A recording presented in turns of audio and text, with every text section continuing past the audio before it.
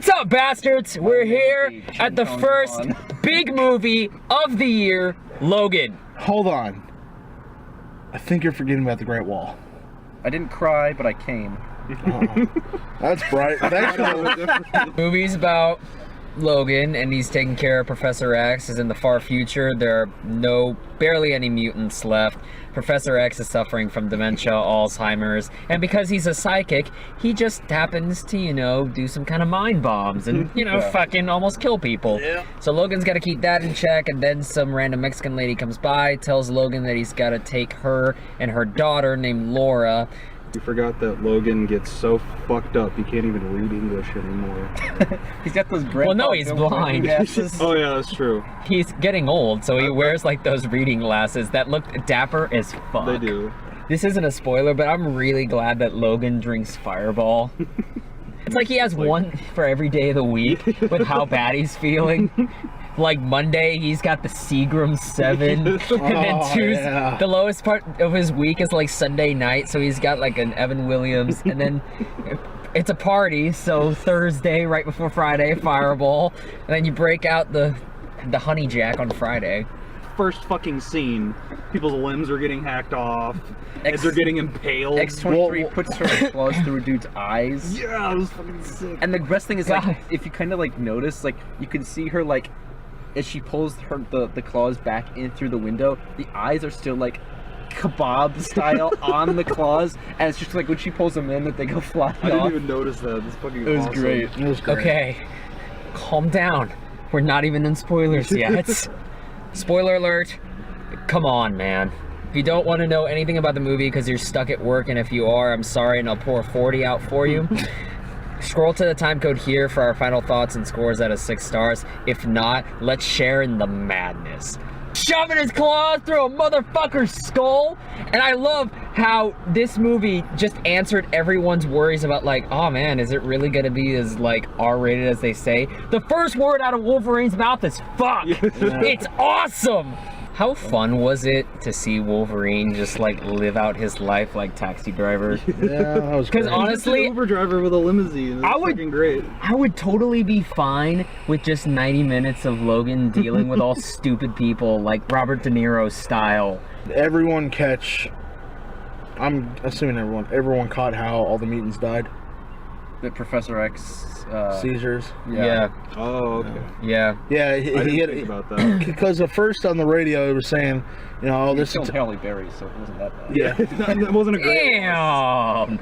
Don't do Halle Berry dirty like that. Do James Marsden dirty. I like James that. Marsden. Fuck James He was Marsden. already dead, don't worry. I mentioned in the radio on how, the attack in Oklahoma City was similar to the one a year ago in Westchester, where it left 600 people injured and over 70 mutants, and then they cut off and stuff. And The whole movie is about the clones this time. If you've seen the comics and is it Mr. Sinister that does the clones? Yeah. it's not technically clones, it's more like the DNA put into Yeah, that's true. embryos and, But in the comics, it's the clones, and I guess people are more willing to accept, surrogate DNA test tube baby than they are clones.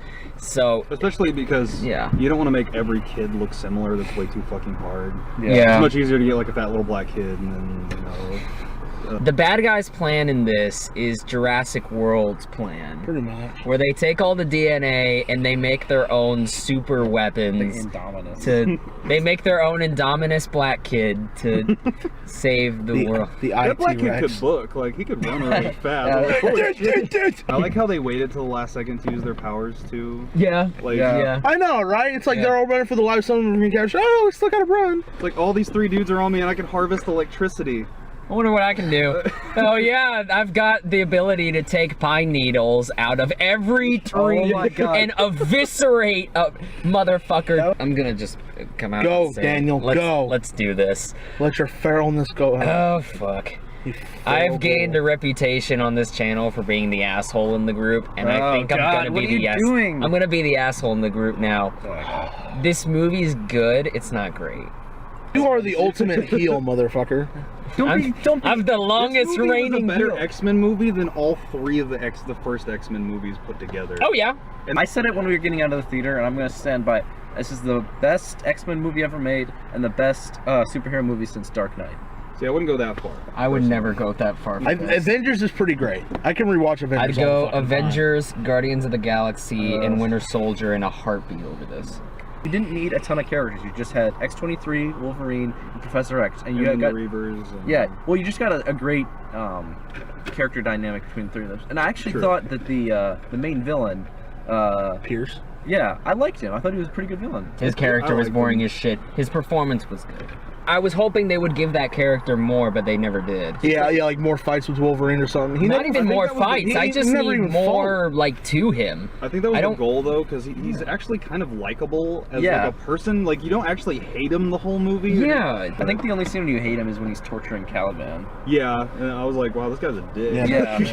Dude, how about killing that black family? Like, oh my god. that shit was brutal. Amazing. Damn, you racist! This movie works best, I think, when it's simple. And I know there are a lot of people that say, I think Stuckman in his review was like, the first act and the third act are the best parts. No, the second act is the best part. Because it's just Logan, Charles Xavier, and this girl just driving to North Dakota. It's a road trip movie. But that's where the best moments come out. That's when the funny bits come out. That's when the most emotional bits come out. Logan and crew meet this black family who owns horses, helps them out. They're helping this family out. And when they meet their demise by the bad guy and Wolverine clone, that tore my heart out. Seeing the Wolverine clone murder all these people in a terrible, horrible ways. Just... it's heartbreaking because there's so much emotion building up to that. And this movie does great with making you like characters in a short amount of time. What fucks with me is when it gets a little bit more, for lack of a better word, superhero-y. This movie's third act is basically X-Men Beyond Thunderdome. Because they bring in a bunch of little kids and they have superpowers. And see, the problem, and I'll say it again, the problem though is that when kids are introduced to Beyond Thunderdome, the whole movie falls apart. Yeah. When kids are introduced in this movie, it actually gets like another step. They were still planning on going up to Canada because that solves everything. And there's no Eden. Where the fuck are they going? Yeah. We just need to get to ends on such Canada. a downer because fucking Logan dies and then X-23 has 10 seconds to grieve. She puts the cross into an X. I don't even care that that's cheesy. It's like the A on the end of the Avengers Tower in the first Avengers. Yeah. Like, I totally saw it coming, but that was a cool video. It was great, dude. I got kind of teary-eyed. I did too, dude. When Logan started dying, I was like, no. Patrick Stewart's having a shit ton of fun in this. He really was. Oh my god, when they first introduced him and he's like, bye now! Yeah. It's almost like he's receiving radio antenna waves and he's that's what I on was producer. He's like, Sunday, Sunday, Sunday, monster truck rally. It is nice seeing different sides of Charles Xavier, not just the sort of, I'm here to be the leader of the X-Men, but I won't really do any fighting, just give you motivational speeches.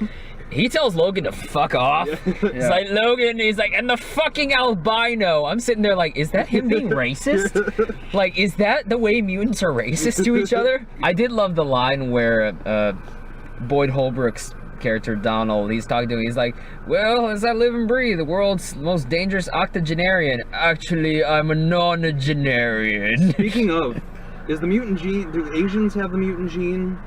Because, like, mutants finally reach, like, 90, and they finally, like, their age finally hits them. In the Days of Future Pants trilogy, First Class trilogy or whatever, it jumps forward 10 years, and they don't age at all.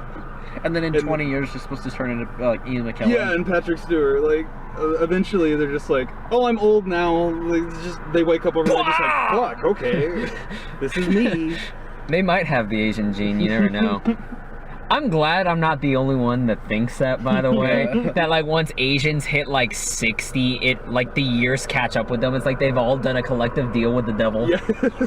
It's directed by the same guy that did The Wolverine, James Mangold. Also did Walk the Line, great movie with Joaquin Phoenix playing Johnny Cash. God oh my God. damn it, motherfucker! Some of the action scenes, the way it's directed, feels like the same way he would have edited a PG-13 movie. There just happens to be blood this time.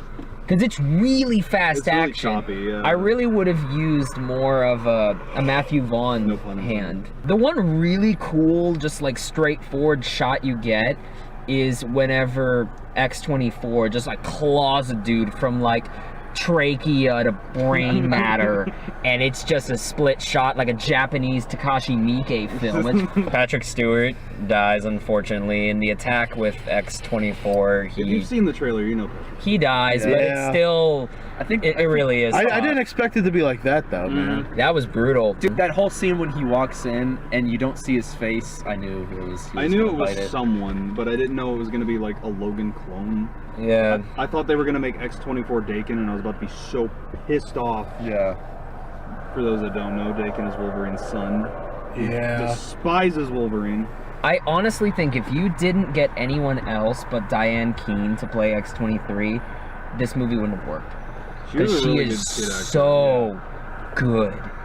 She's mute for most of the movie. She understands English and Spanish, but she's a feral kid at heart, so she wants to be guarded.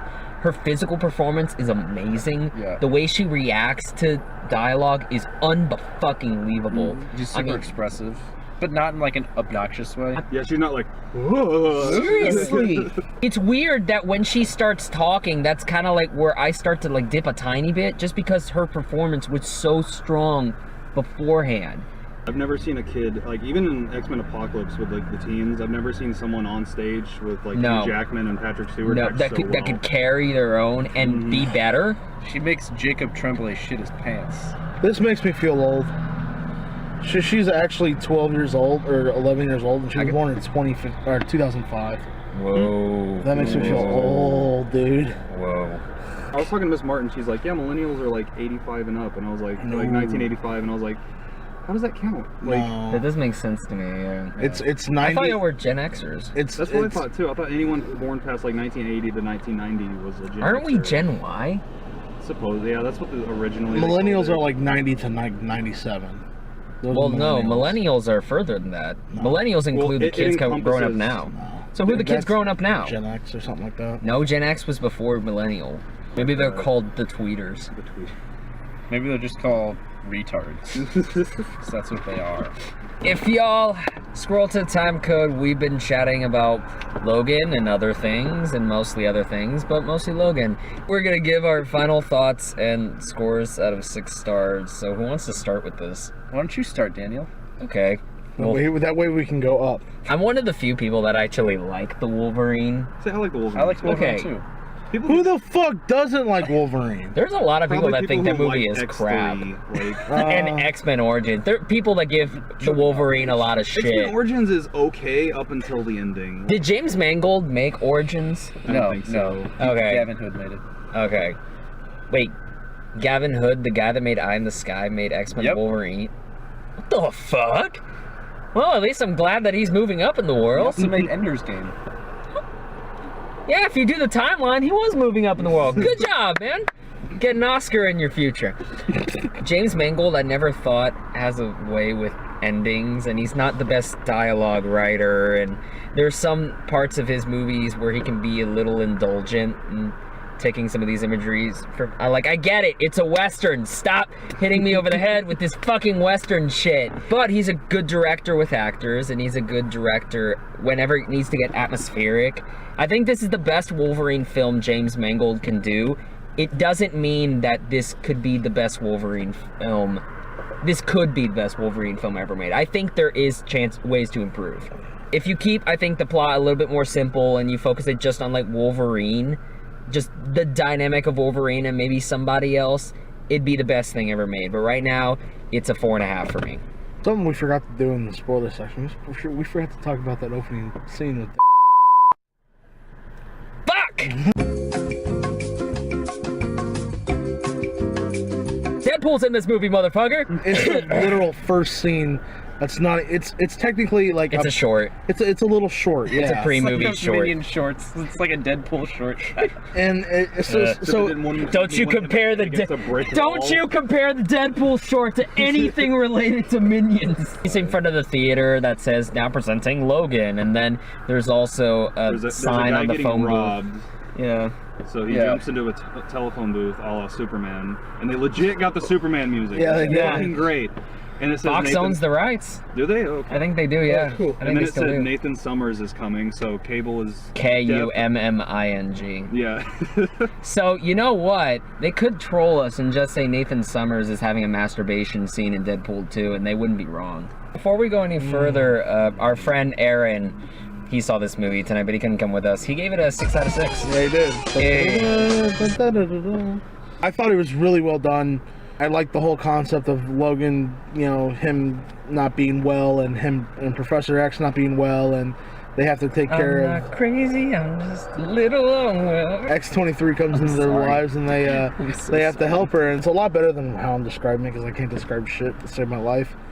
But I'll give it a 5.5. It was great. I give it a solid 6 out of 6. I would watch it again. I would definitely put it on before I'd put on like any of the X-Men films, minus the First Class trilogy. Also, Tom Hardy for the next Wolverine, 2012, whenever. 2012. Yeah. Yes, we can. Change we can believe in. This movie is great. I think it's the best X-Men movie ever made. I think it's the best superhero movie since The Dark Knight. So super emotional, super badass. I think Hugh Jackman's best performance. Hugh is Batman? Yeah. I said Hugh Jackman. Fuck you. He could play old man Batman. Oh my Yeah, god, he but- would play it so much better. This movie was great. 5.5 out of 6. Maybe, you know, if I rewatch it, you know, it'll get up to the point when with 6 stars. The only reason I don't go 6 stars is there's a little bit when it got a little bit boring and it kind of dragged in the second act, but outside of that, this movie was fantastic. I could tell the ending was coming, but it kind of had like Return to the King syndrome, where it was just like, Get on with it. okay, he's dead. Yeah. And for the person we haven't heard a peep from in this car, Brittany, what was your Wait, score? I gotta take out the headrest so there's nowhere to hide. I'm just gonna say ditto everything he said, but I'd give it a 6. 6. Ditto Damn. plus 11. HK verdict is 5.58 God damn! out of 6 stars. My score of 5.5 was below average. Get a homeless guy to buy your ticket if you can't legally go see this movie. I will fully endorse that shit. Okay. All God you be dumb damned. kids sneaking into 50 Shades Darker, stop. So if you like this video, please click the subscribe button below. Be sure to follow us on Twitter, Facebook, Instagram, Snapchat. I'd be the dude to do it, but we don't have that big of a following yet. Our friend Noah has an Instagram. He is the Cinema Geek on Instagram. Our friend Aaron is on Grindr. You can hit him up. Oh, it's fucking good, dude. So make sure. Talk about a plug! He's Small Fry 17 on Grindr. Make sure to hit him up. I've got a blog, liammgahan.wordpress.com. I review every movie I see in theaters. So if you want to see my more detailed thoughts on movies, check it out. Y'all take care, have a good night, and we'll see you later.